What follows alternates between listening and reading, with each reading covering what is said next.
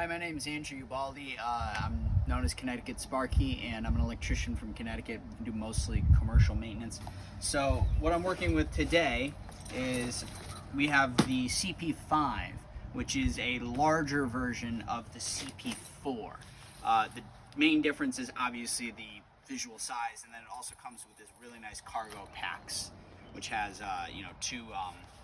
two pockets and an internal divider in one of them. I really like this. I'm just not actively using it. So I'm just going to go through what I use this for, and I use this for carrying out my layout tools, just for things for, laying out jobs, laying out whatever I'm doing. This is just how I run it.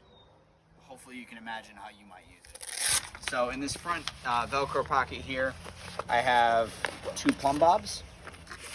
It's nice to keep your plumb bobs safe, so I just kind of keep them in here. They don't get banged around too much. Coming around to this side, it's kind of an oddball one, but it works for me, is I have masonry nails and duplex headed nails. These are just for setting up string lines and on block walls and stuff, just what I run into. Coming in here, I have a red chalk line, a green chalk line, and a black chalk line.